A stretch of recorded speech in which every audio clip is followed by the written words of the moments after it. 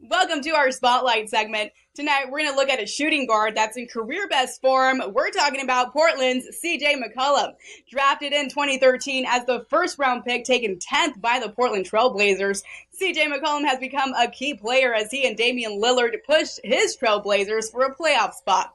McCollum poured 28 points and added 7 rebounds and 3 assists and 1 steal in 38 minutes in Sunday's 113-111 loss to the Warriors, but it was definitely impressive. McCollum once again shot well over 50%, extending his streak of eclipsing the mark to 4 games overall. He was especially lethal from three-point range with his 71% success rate, serving at his best since December 8th. McCollum has been over the 20-point mark in 3 of the last 4-game contests and is averaging a season best 26.4 points on 51.1% shooting. That's impressive. And that's over 14 games in January. This 25-year-old has a lot of good basketball ahead of him. I have a feeling our team will put CJ McCollum under the spotlight tonight. All right, Coach. Talk to me about CJ McCollum. One of my favorite players when he was in an NCAA tournament. He's averaging over 51% shooting from the field this season. What do you think about him? I love him, Chuck. When you think about his start in Portland a couple years ago, he was really an afterthought. Out of the Patriot League, Wes Matthews, Mo Williams, nobody talked about CJ. And thus far, he's really been the MVP of this Portland team. He's shooting his best from 3.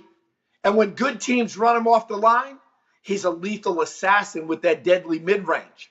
And then when you think about strong starts, he's got to be in the top 15 or top 20 in terms of NBA players with first quarter points.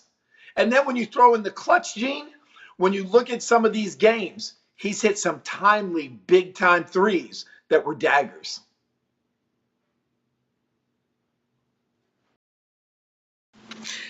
All right, Coach. Now, Damian Lillard, that's my good friend. Oakland High School, all my family went there. Cordell, Maine, I see you. But let's talk about CJ McCollum. How can he improve? As a coach, you're all about improvement. Where can he improve his game? Chuck, I think it starts on the defensive end. Like most guards in the NBA, he struggles to stay in front of those quicker guards. Also, he's got a tendency to lay on screens. I want him to get skinny and fight over the top. And if an opposing guard can't shoot, just slide under it. I'd like to see him have a little bit of Tony Allen in him or Avery Bradley.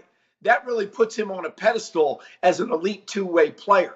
The other thing is, I don't think he gets to the free throw line enough because he's able to find seams. And when he sees help coming, he definitely has patterned that mid-range game to avoid it.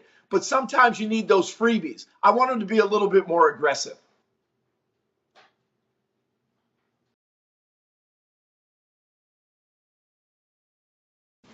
All right, Coach. You know I don't like a long talk. I like short conversations. In 3 words, sum up CJ McCollum. 3 words. Let me know. I got it. Non-scholarship player. Here's a kid that went to the Patriot League, Lehigh University, Bethlehem, Pennsylvania. Not highly touted. Didn't play against the greatest competition. But you see, every kid wanted to grow up and be like Mike. The next generation, they wanted to be like Kobe.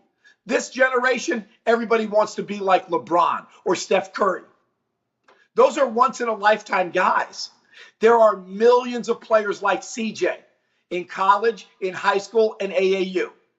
If you have goals, short-term, long-term, and then you put a work ethic to it, dreams do come true. I couldn't be prouder of that kid.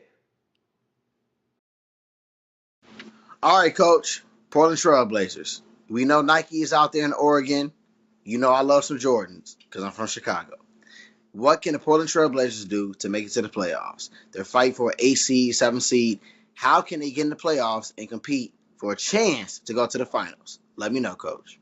Well, Chuck, you can throw out the chance to go to the finals. This team, they sort of tease you.